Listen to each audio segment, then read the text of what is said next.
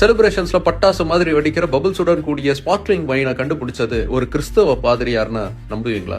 நம்பிதாகும். என்ன வேலை இது மாதிரி புதுசு புதுசா கண்டுபிடிக்கிறது தான். அவருடைய பெயர் டாம் பெரிங்டன். பிரான்ஸ்ல இருக்கக்கூடிய சாம்பைன்ங்கிற ஊர்ல பெனிடிக்டைன் மாங்கா வாழ்ந்தவர். Abbey of Saint Pierre de ஹாட்வெல்லர்ஸ்ல வைன் மேக்கிங்ல ரெவல்யூஷன் செஞ்சவர். அவர் தான் காக் ஸ்டாப்பரை முதல்ல யூஸ் பண்ணவர். டிஃபரெண்ட் கிரேப் வெரைட்டிஸை பிளெண்ட் செய்யக்கூடிய டெக்னிக்கை கண்டுபிடிச்சவர். இப்படி அவருடைய தொடர் முயற்சியால 1693 வருஷம் ஆகஸ்ட் மாசம் 4ஆம் தேதி ஒரு புது வகையான வைன் அவர் உருவாக்குனார். அதை குடிச்சு பார்த்து மிரண்டு போய் தன் சிஷ்ய பிள்ளைகளை பார்த்து come quickly I'm drinking stars அப்படின்னு புலங்காகி தான் அடைஞ்சார் அவரு அப்படின்னு சொல்லுவாங்க. அவர் கண்டுபிடிச்ச அந்த வைனுக்கு அதுக்கப்புறமா அவர் இருந்த இடமான சாம்பைன்ங்கிற பேரே கிடைச்சது. அதுக்கப்புறம் அது பிரெஞ்சு அரிஸ்டோகிராட்ஸ் மத்தியில் ரொம்ப பிரபலமாகி பின்னாடி உலகம் முழுவதும் டிராவல் ஆச்சு. இன்னைக்கு வெட்டிங், நியூ இயர், சக்சஸ் செலிப்ரேஷன்ல மேண்டேட்டரி ட்ரிங்கா இருக்கிறது சாம்பைன் தான். சாம்பைனை முதல்ல இவர் தான் கண்டுபிடிச்சாரா இல்ல ரிஃபார்ம் பண்ணாரா அப்படிங்கிற குழப்பம் இன்னைக்கு வரைக்கும் இருந்தாலும் சாம்பைனை கண்டுபிடிச்சது இவர் தான் அப்படின்னு இந்த டேட்டை அபிஷியலா எடுத்துக்கக்கூடிய பழக்கம் அப்படிங்கிறது பல நாடுகள்ல இன்னைக்கும் இருக்கு.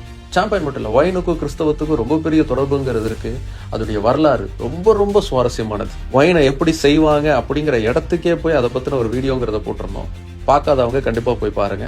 யூடியூப்ல போயிட்டு பிக் பேங் போகன் வைன் அப்படின்னு சர்ச் பண்ணீங்கன்னா உங்களுக்கு வீடியோ கிடைக்கும். பார்த்துட்டு எப்படி இருக்குன்னு சொல்லுங்க.